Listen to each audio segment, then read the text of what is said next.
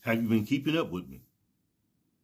So now at this point, I know you've heard people say that the Confederate War was not about freeing slavery, and it wasn't.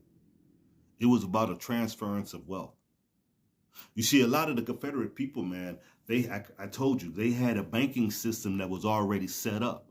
And that banking system, it had a lot of gold and silver. And a lot of so-called Confederate people, a lot of people in the South, they had these Confederate bonds. The war was about a transference of wealth. Some of the people who got lucky and hit the right banks and got that gold and silver up out of there, they didn't turn it all in. Some of those people who participated in that, this is why they are wealthy to this day, because they stole money up out of those banks, out of those farming banks. They got their hands on a lot of that land and sold that land off for pennies on the dollar.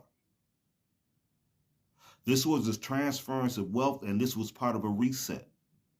Now, the Civil War, it started in 1861, August of 1861, something like that.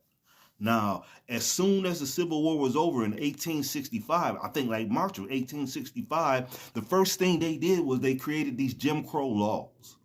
Now, these Jim Crow laws made these newly poor people, these newly black people who have became poor people because they took their wealth and put them in a situation where laws were being forced against them so that they could not fight back against the system. You was not allowed to organize, and you was not allowed to even mention anything about taking someone to court trying to get back the land that was already taken away from you. They took away all of your legal rights, and they took away all of our legal standing because because they had transferred the wealth.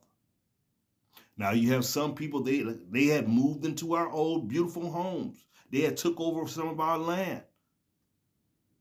So a lot of us, we began to migrate, but we started encountering the same problems because this thing that they call Jim Crow, in order for Jim Crow to function, they had to create a culture which people would participate in making this Jim Crow thing.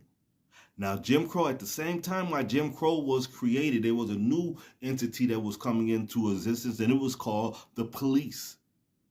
Now, they were using the police. So if you tried to go back to one of the banks to where you knew your money was at, and then he would throw you out, be like, no, I ain't got nothing for you. Police, come get this guy. They were disenfranchising us. They were dismantling us as a people because they took our wealth. They took everything that belonged to us on this land. And then a lot of the know-nothing people, they helped participate in them taking stuff away from us. Now, I'm not trying to say that we were victims, but in a sense, I have to say that. Because if there was no such thing as victims, the word would not exist. And when you have a group of people who organize to overpower and to cheat, create a system of cheating that doesn't allow you to have fair treatment, that's making a victim of the people. I'm not ashamed of that. You know what I'm saying? I kind of wish we'd have fought a little bit harder, but we didn't. The Civil War was so hard because look, they had to beat the South because Alabama, Tennessee, Virginia, West Virginia, South Carolina, North Carolina, these were strongholds of the doggone Confederacy. And that Confederate bank, that banking system that we had was dominant. They had to break that down.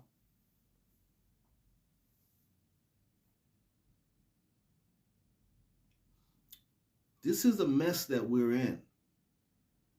This is why I keep saying the doors of Ellis Island need to be reopened because they sent a lot of these know-nothing people over here because they knew that these know-nothing people had nothing. And it was easy for them to control them because these know-nothing people had less education.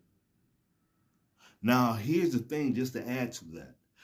Prior to 1877, if I'm not mistaken, because everything was happening in so close of time, prior to 1877, there was no such thing as whitey people.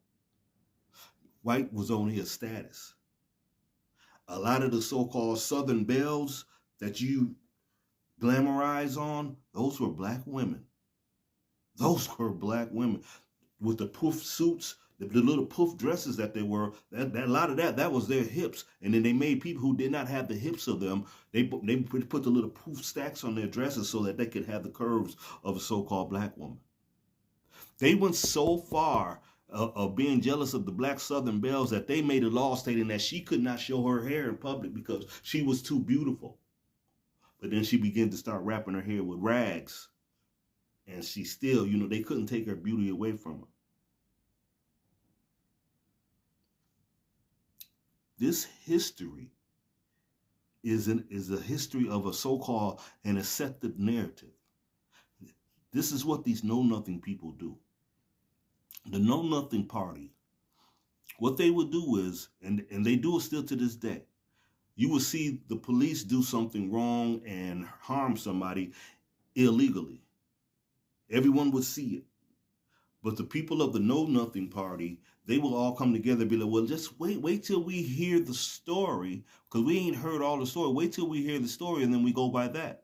So then when they finally go somewhere and they organize a narrative, the people of the Know Nothing Party, they will come together and they will be like, okay, this is the story that we're going to run with. This is the narrative that we're going to run with. And then they all band together to defend the narrative.